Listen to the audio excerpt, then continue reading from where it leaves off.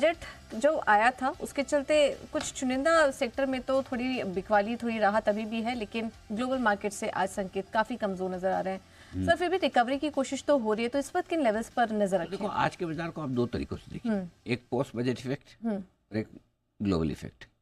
तो post budget effect जो बाजार को हो रहा है वो रीबैलेंसिंग हो रही है। रीबैलेंसिंग का मतलब क्या है? आपको अपने पोर्टफोलियो में कुछ शेयर निकाल लेने और कुछ भर लेने। कुछ आपको कम पसंद आ रहे हैं, बेच देते हैं, कोई आपको लग रहा है कि ये ले लेना ठीक है, वो है। तो ये रीबैलेंसिंग बजट की वजह से। दूसरा है ग्लोबल कारण, ट्रम्प साहब का टेरिफ वॉर, मेक्सिको, कनाडा और चीन के साथ में बंदूक तान के, है ना, ठीक है। तो ये चीज़ अब क्या कुछ हो रहा है समझ लीजिए इसको। पहली चीज़ तो ये कि अच्छी चीज़ से शुरुआत करते हैं जी। उतार चढ़ाव के बीच में लोअर लेवल से रिकवरी है। दिन के हाई पॉइंट के आसपास पिछले आधे घंटे से बाजार ट्रेड कर रहे हैं। 23,350 को पार करने की कोशिश हो रही है। क्लियर है? Number one. लेकिन मिड स्मॉल कैप शेयरों का पैनिक जबरदस्त है। 750 770 पॉइंट नीचे आपको मिड कैप इंडेक्स दिखेगा, 1.5% नीचे है। स्मॉल कैप इंडेक्स 2.5% नीचे है। 2.5% किसको बोलते हैं भाई? छोटी बात थोड़ी, 2.5% नीचे। इनको ऐसा लग रहा है इनके लिए तो बजट आया ही नहीं इससे। आपके लिए भी आया है भाई, है ना।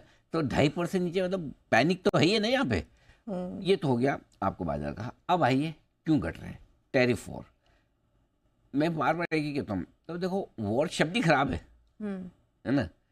वॉर शब्द ही खराब है। कोई सा भी वॉर हो, मतलब ईरान और ये हमास वाला, इजराइल वाला हो या जो भी हो, हमास वाला हो, यूक्रेन रशिया हो, टैरिफ वाला हो, लड़ना ठीक थोड़ी है, लड़ने से इसको फायदा है। तो इसलिए मार्केट टैरिफ वॉर से डर रहा है। एफआईएस की बिकवाली का दबाव तो चल ही रहा है। वो तो न बजट के दिन रुके हैं, ना आज रुकते हुए दिख रहे हैं। आज की स्क्रीन भी बता रही है कि तो बेच ही रहे हैं, ठीक है। तो ये दो समस्याएं ग्लोबली आपकी एक तरफ से। घरेलू फंड लोअर लेवल पे थोड़ा सपोर्ट दे रहे हैं, इसलिए रिकवरी भी आ रही है उनकी तरफ से। उन्हें लग रहा है कि बजट को लेके जो इंतजार करते हैं कि बजट के बाद खरीदेंगे, वो ले रहे हैं कि भाई ठीक है बजट आ गया, अब हमें ठीक लगता है। 12-13% निफ्टी का correction, 18-20% small cap mid cap का करेक्शन। घटने में तो और घट ही सकता है, लेकिन अगर आपके पास कैश पड़ा है और आपको मैंडेट पैसा लगाने का है फंड के तौर पर, तो आप खरीदेंगे। तो लेकिन जो घट रहे हैं वो कौन घट रहे हैं? वो शेयर जो बजट के पहले दौड़ लगा चुके थे वो घट रहे हैं, ठीक है। जैसे रेलवे, डिफेंस, पीएसयूज, ये भाग चुके थे। घट क्या रहे हैं और बढ़ क्या रहा है? कंजम्पशन से जुड़े स्टॉक्स, क्योंकि वो 1 लाख करोड़ रुपए जो बांटने की खबर है, बांटना सॉरी नॉट बांटना, खुद के अपनी वजह बांटा नहीं है, कम ले रही सरकार टैक्स के तौर पर 12 लाख तक वाली। तो एक कंजम्पशन। अब कंज्यूमर फाइनेंसिंग वाले, जैसे Bajaj finance kind of company है जो कंज्यूमर फाइनेंसिंग करती है कि आपको मोबाइल खरीदना है, ये लो फाइनेंस, है ना। छोटी मोटी चीज़ों के लिए जो फाइनेंस कर दे रहे, फ्रिज खरीदना है, ले लो फाइनेंस। उन कंपनियों के शेयर भाग रहे हैं। ऑटो कंपनियाँ जो एंट्री लेवल की व्हीकल्स, मारुति देखो, है ना, एंट्री लेवल का व्हीकल बनाता हूँ, चल रहा है। आज की सरप्राइज वो आईटी है। आईटी में जैसा सोच रहे थे कि नेस्डॉक को देखे कमजोरी को, हुआ नहीं। तो मतलब बाकी सब तो ठीक है, आईटी एक सरप्राइजिंग है थोड़ा सा।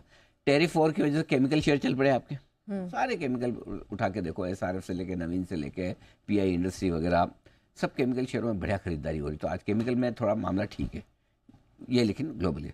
अब आइए कुछ लेवल दे दूं पूजा जी आपको जी। 23,150 अब बड़ा इंपॉर्टेंट लेवल यही है। इसके नीचे इंट्राडे या क्लोजिंग में जाएंगे तो हम कमज़ोर हो जाएंगे, खराब हो जाएंगे। उसके बाद आपका स्टॉप लॉस ट्रिगर होना चाहिए। क्लियर है? बैंक निफ्टी 48,850 थोड़ा आपको दूर लगेगा, लेकिन यही लेवल ठीक है। इसके नीचे आप होंगे खराब। ऊपर 23,500 के ऊपर निकल कर बंद होने पर फिर से मजबूती बनेगी और तब आपको शॉर्ट काट लेनी चाहिए। भी जो बजट के बाद एक करेक्शन देना था, टैरिफ वॉर को डिस्काउंट करना था, बाजार ने कर लिया। 49,675 बैंक निफ्टी, इसके ऊपर बंद होने पर मजबूती और बढ़ेगी। तो ये लेवल चारों नोट करके रख लीजिए आप इंट्राडे और क्लोजिंग बेसिस पे, और ये आपका ओवरऑल क्लियर कट है।